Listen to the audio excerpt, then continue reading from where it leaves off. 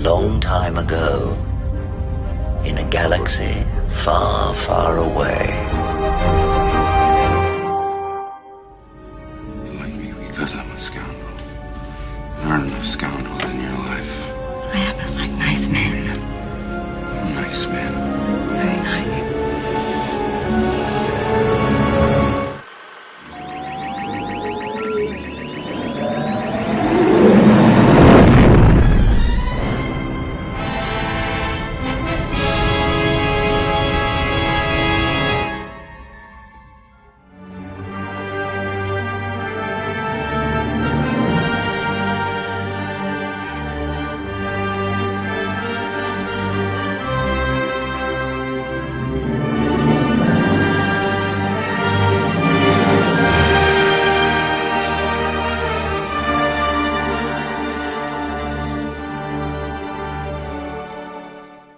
So Natalie Portman is being quoted in the rags and, the trades, and TMZ, which is a rag, basically saying, because kids nowadays know more about YouTubers, which is frankly creepy, than they do about movie stars.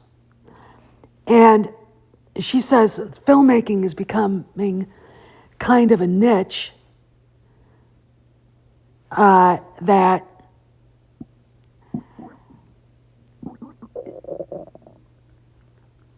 is just going to be a niche industry,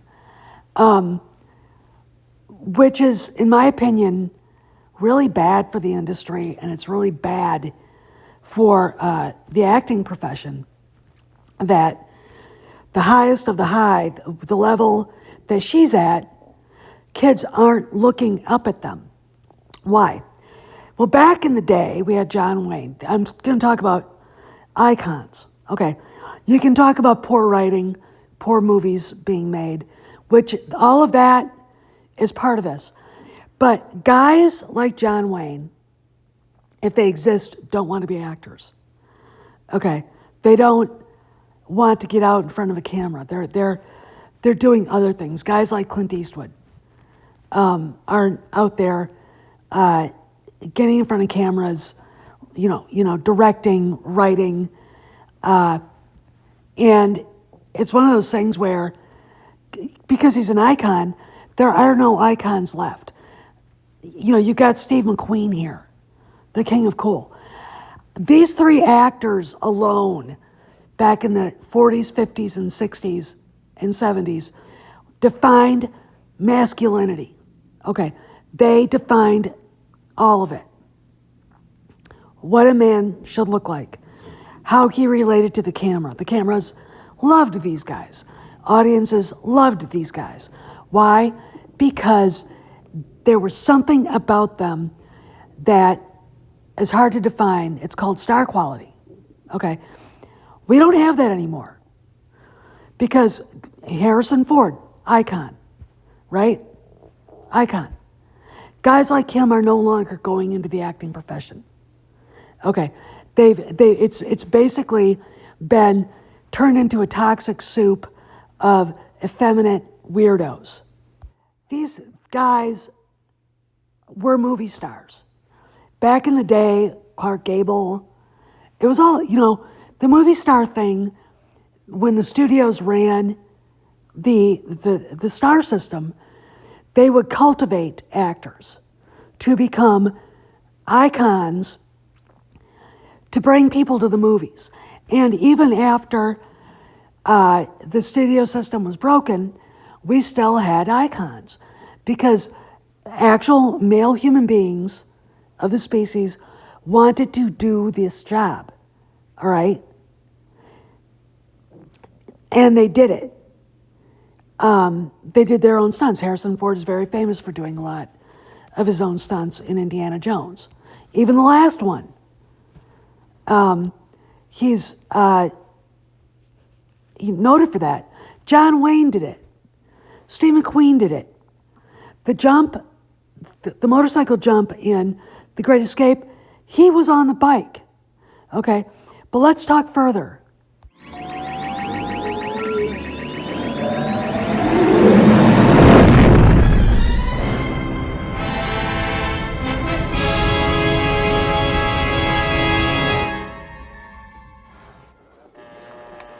For 10 long weeks, the Star Wars company labored on the suburban London sound stages, bringing to life a film that had begun as an idea with George Lucas 3 years before. Schön, mein Herr. Weg. Tickets, please. Was?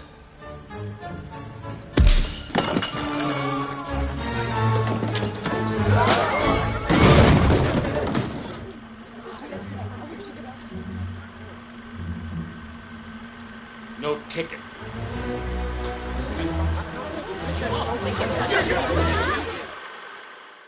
Sean Connery. You can't get any more masculine, manly than him. He's been a target for feminazis because of things he said, but who gives a shit? They don't want real men. Again, real men won't get into acting anymore. Mel Gibson, iconic actor from the 80s, 90s, 2000s, director, producer. He's a real man. A real fucking man. Okay, where are the Mel Gibsons? They're not there anymore. Okay, they're not getting into movies. They're not getting into acting. Kurt Russell grew up as one of the Disney kids, and he's one of the most iconic movie stars of all time. His Wyatt Earp is the measure of how that character should be played. All right? This is charisma. You look at him on the screen, you can't look at anybody else. That's what a movie star is. He's masculine. He's manly. He's all those things that women in Hollywood say they hate because they've let themselves be victimized by Harvey Weinsteins. Okay. Let's go back to Harrison Ford. Okay. He's everything women want in a guy. Okay. He's handsome. He's, there's a difference between being a cutie patootie like Davy Jones from the Monkees and a beautiful man. Harrison Ford is a beautiful man. He is stunning. To this day, he is stunning. All of these guys were stunning in their time. So what's going on? Why don't kids know more about actors than they do YouTubers? I'll give it. Timothée Chalamet. What the fuck is the reason for this guy? He's skinny. He looks effeminate as hell. He dresses like a girl. And he's getting all these big parts. Is this the new candy? This the new taste in Hollywood? These barely there boys? Where did this start? Finn Wolfhard. I would mistake him for a girl. He looks like a girl. Okay, I'm sorry. This is the measure now Hollywood takes for the men, or the male leads and male actors. Skinny, gawky, effeminate, with tender white skin and sticky black hair and beady little black eyes. All right? Who probably, don't even know which bathroom to go into. Okay. This is the reason why kids don't know who movie stars. Adam Driver. Sorry, y'all. You're going to need a mind eraser after this one. He is literally the ugliest man I've ever seen in my life. Literally. His face doesn't make any sense to me. He's overrated as an actor. I know Francis Ford Coppola thinks he's the best young actor out there. Really? How many other ones are there? And I'm going to get yelled at because the guy served in the Marine Corps. Of course, I never saw any action because he got himself hurt, so he couldn't deploy to Iraq or Afghanistan. All right. But again, this is not what a movie star looks like. He doesn't bring star quality. Okay. Again, this is a movie star. Harrison Ford goes on screen. You can't look at anybody else. John Wayne goes on screen. You can't look at anybody else. Mel Gibson, Steve McQueen, Clint Eastwood, Michael Caine in the day, Robert Duvall, who, despite being, I think, the greatest American character actor that ever lived, was a movie star. I mean, in Lonesome Dove, when he was on the screen, you didn't see Tommy Lee Jones. Tommy Lee Jones is another great actor. But Duvall took over the screen because he understood that character so well. Okay, without movie star good looks. That's called charisma. Okay, that's called bringing it.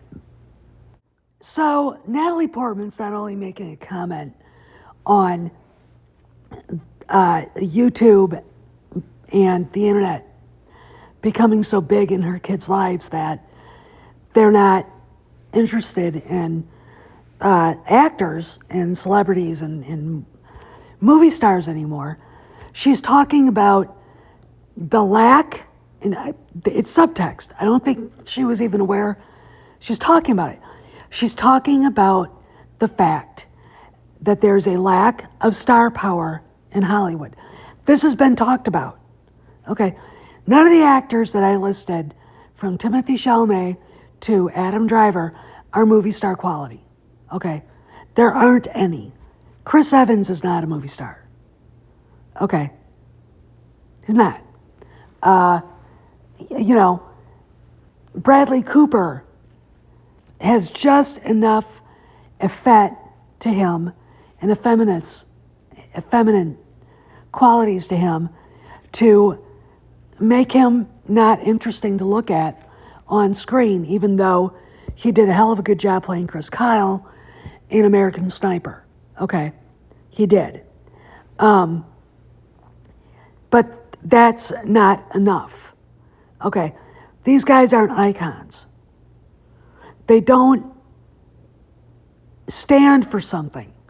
Whatever, the actors that I listed who are iconic, John Wayne, Clint Eastwood, Harrison Ford, Steve McQueen, Sean Connery, Mel Gibson, Robert Duvall, Michael Caine, any of them, they stood for something, all right?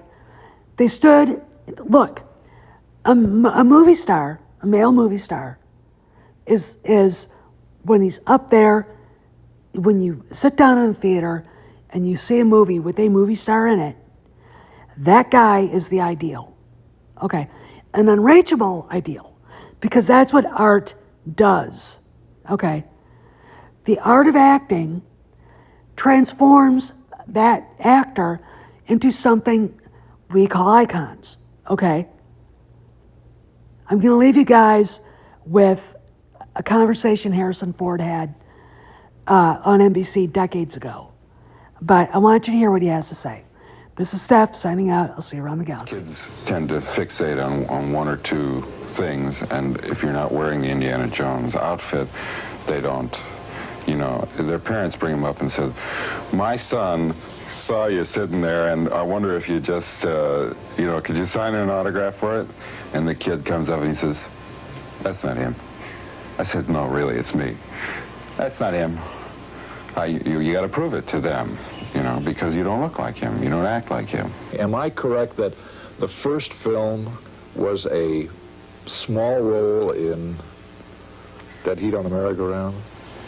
Yep. Played a bellboy. Mr. Jones paging Mr. Jones. Mr. Jones paging Mr. Jones. That's half the dialogue. Bob Ellis? Robert Ellis, room 72. No, sir. Charles Ellis. Room 607. You sure? Yes, sir. The executive in charge of new talent at Columbia Pictures was less than impressed. Called me into his office and he said, "I want to tell you a story, kid." Kid, he always called me kid. He was about 15 minutes older than I was. But he always called me kid. He said, first time Tony Curtis was ever in a movie, and I don't even know if this is true. This is his story. I never believed anything else he said, but it's the first time Tony Curtis was ever in a movie, he delivered a bag of groceries. A bag of groceries, kid. And you took one look at that guy and you knew that was a movie star. I said, well, I thought that was supposed to be a delivery boy. He said, no, no, no. Go back, learn, study, be an actor. That guy and I we had the final harsh words on parting from Columbia Pictures. He was telling Taking you time out of his bellhop? Yes, he was telling me I acted like a bellhop instead of like a movie star. Where's that man today? Jerry, can we have some more coffee? For today, Jim Brown, NBC News, Hollywood.